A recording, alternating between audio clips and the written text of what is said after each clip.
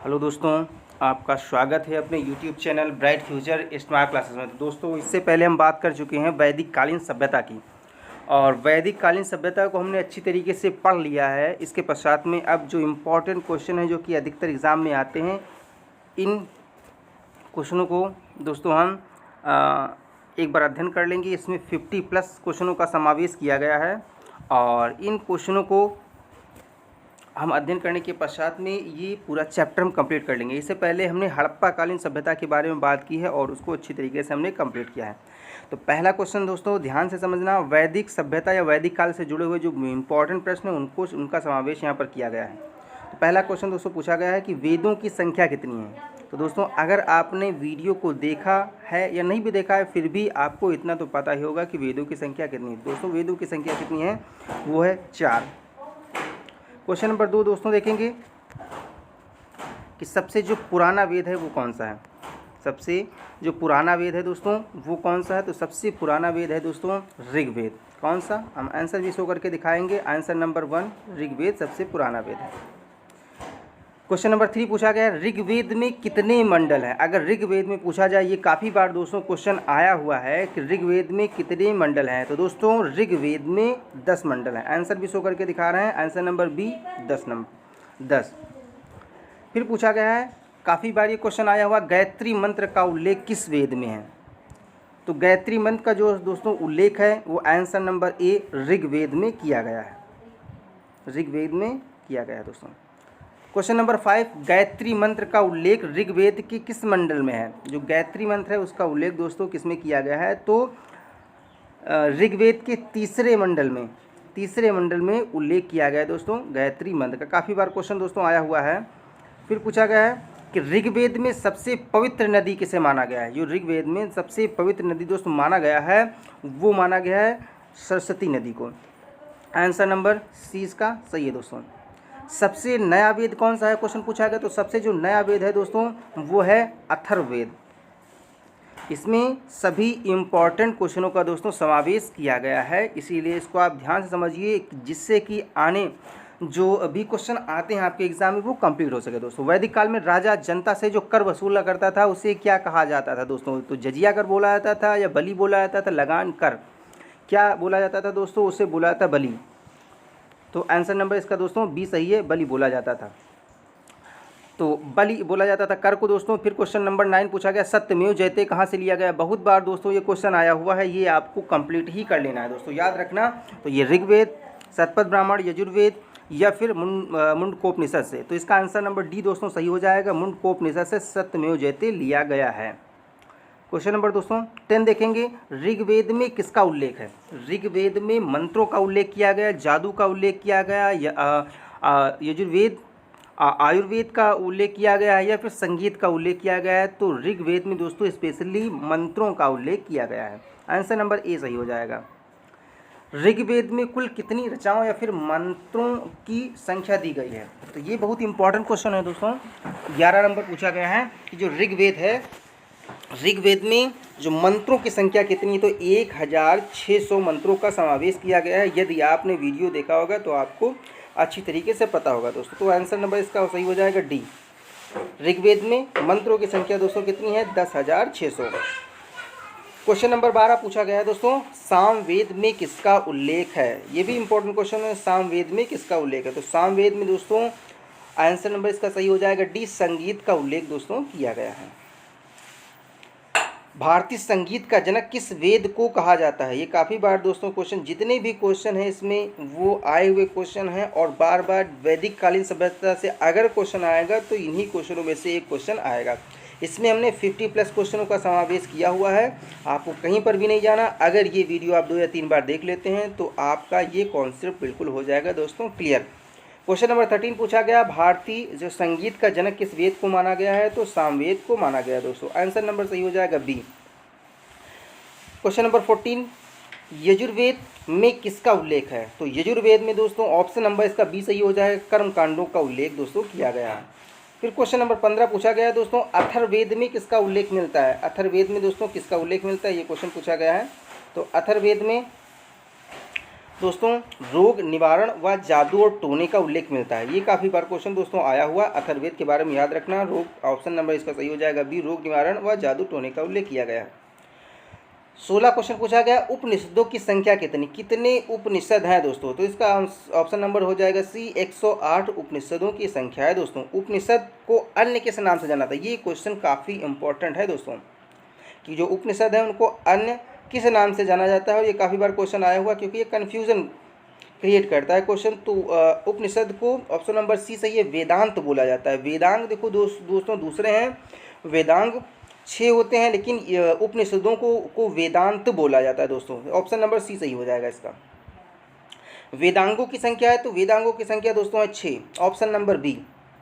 व्याकरण की सर्वप्रथम रचित पुस्तक कौन सी? बहुत इंपॉर्टेंट क्वेश्चन दोस्तों, ये सुपर टेट में कई बार क्वेश्चन आ चुका है, टेट में भी आया है और लेखपाल की जो वैकेंसी निकली थी उसमें भी आया है, और जो अन्य एग्जाम है उसमें काफ़ी बार क्वेश्चन पूछा जा चुका है कि व्याकरण की जो प्रथम रचित पुस्तक कौन सा है? तो वो दोस्तों है Ashtadhyayi. Ashtadhyayi option number B दोस्तों।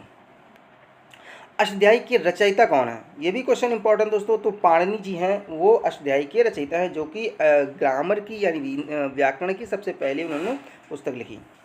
Option number C. पुराणों की संख्या कितनी है? इंपॉर्टेंट दोस्तों, पुराणों की संख्या दोस्तों है 18, यानी ऑप्शन नंबर डी।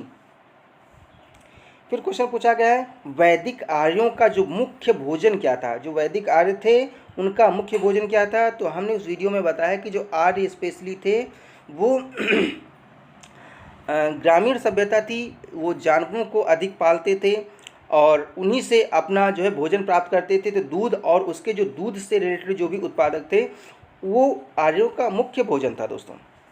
तो ऑप्शन नंबर बी दोस्तों सही हो जाएगा। निम्नलिखित में से कौन सा अन्य मनुष्य द्वारा सबसे पहले प्रयोग में लाया गया? यानी सबसे पहले जो अन्य कौन सा प्रयोग में लाया गया? तो प्रयोग की बात करेंगे दोस्तों तो जौ को सबसे पहले दोस्तों लाया गया प्रयोग में, क्योंकि कांस्य युगीन में जौ की दोस्तों पूजा की जाती थी ईश्वर की आराधना करने के लिए। तो ऑप्शन नंबर ए सही हो जाएगा। फिर पूछा गया 24 नंबर में दोस्तों, वैदिक लोगों द्वारा किस धातु का, यानी यहाँ पर वैदिक की बात की गई है। अगर हम सबसे पहले की बात करते हैं तो सबसे पहले तांबे का यूज किया गया था, लेकिन अगर वैदिक लोगों की बात करेंगे तो वैदिक कालीन सभ्यता में लोहे का सबसे पहले प्रयोग किया गया। तो ऑप्शन नंबर, वैदिक लोगों के द्वारा किस धातु का सबसे पहले प्रयोग किया गया? तो तांबे का सबसे पहले ही निर्माण हो गया था दोस्तों हड़प्पाकालीन सभ्यता में। तो तांबे का सबसे पहले उन्होंने उपयोग किया, और जो वैदिक काल में खोज की थी दोस्तों वो लोहे की। तो इसका ऑप्शन नंबर दोस्तों सही हो जाएगा बी।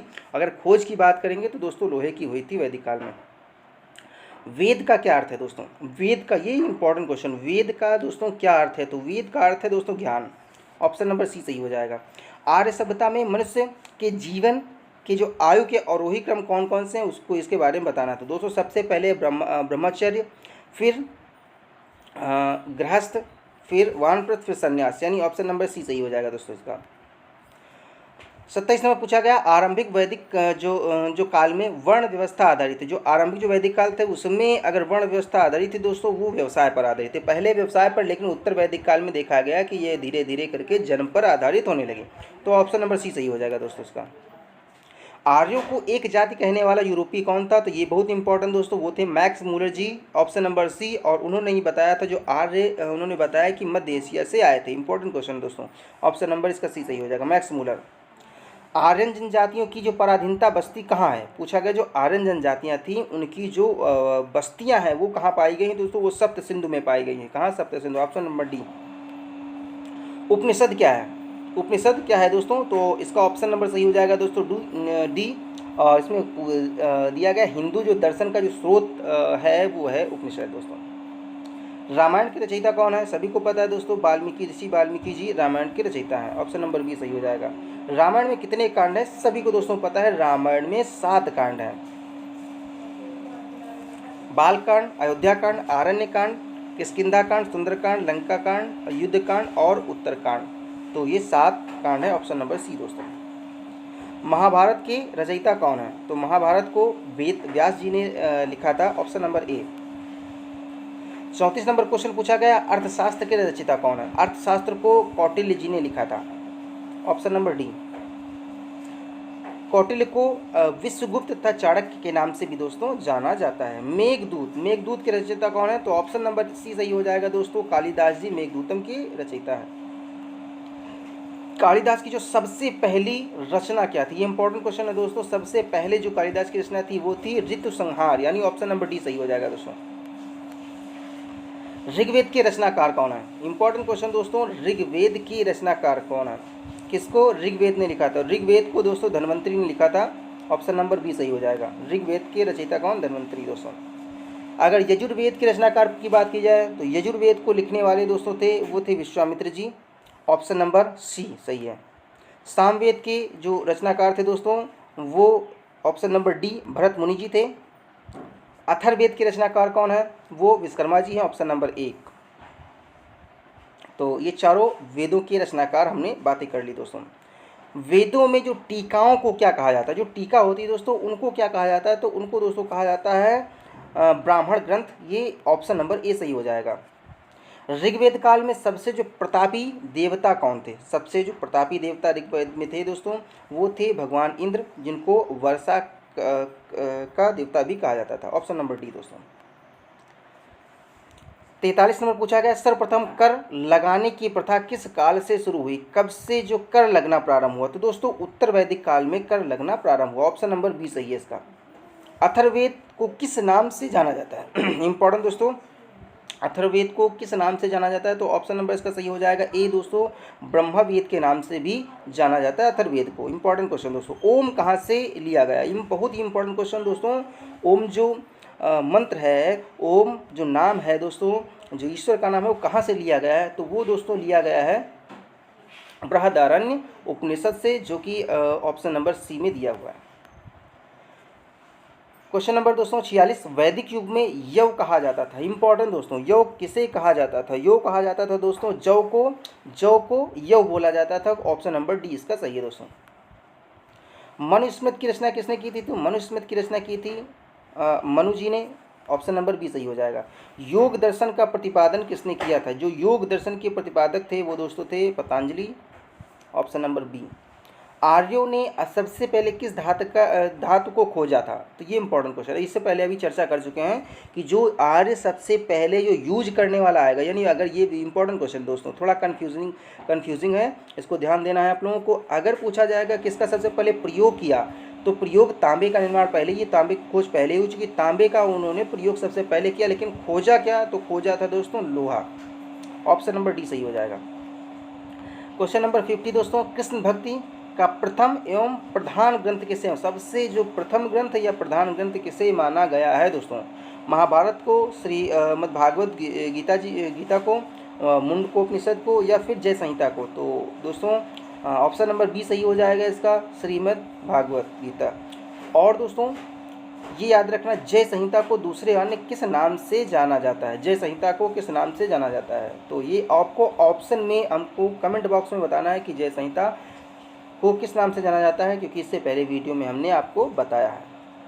क्वेश्चन नंबर 51 देखेंगे, ऋग्वेद में अधन्या शब्द का प्रयोग किस पशु के लिए किया गया? बहुत ही इंपॉर्टेंट क्वेश्चन है दोस्तों, और इसको वीडियो में हमने काफ़ी बार डिस्कस भी किया है। जो अधन्या किस पशु के लिए यूज़ किया गया है? तो दोस्तों ये भी जो क्वेश्चन अगर आप पूरा वीडियो देखते हैं तो इसका आंसर दोस्तों आप कमेंट बॉक्स में अवश्य देंगे, क्योंकि उस समय आर्यों का जो मुख्य पशु था वो दोस्तों कौन था? उसी को अधन्या बोला जाता था, और उसको मारने वाले व्यक्ति को, उसको दंड देने वाले व्यक्ति को, या उसको प्रताड़ित करने वाले व्यक्ति को मृत्यु दंड या फिर देश निकाला, ये भी जो दंड दिया जाता था, या फिर उसको मृत्यु दंड दिया जाता, या फिर देश से निकाल दिया जाता था। तो ये कौन सा पशु था, इसको आपको कमेंट बॉक्स में दोस्तों बताना है। तो दोस्तों 50+ क्वेश्चनों का समावेश किया, इससे कहीं पर अलग नहीं पूछा जाएगा, यही क्वेश्चनों का समावेश आपको हर प्रत्येक एग्ज़ाम में मिलेगा। तो इस वीडियो को 2 या 3 बार देखिए और ये पूरा कॉन्सेप्ट क्लियर कीजिए। अब इसके बाद में दोस्तों हम बात करेंगे महाजनपद काल की, तो बने रहिए दोस्तों हमारे साथ में, और टॉपिक वाइज टॉपिक आप अपना हिस्ट्री और ज्योग्राफी अन्य सब्जेक्ट को आप कंप्लीट करते रहिए।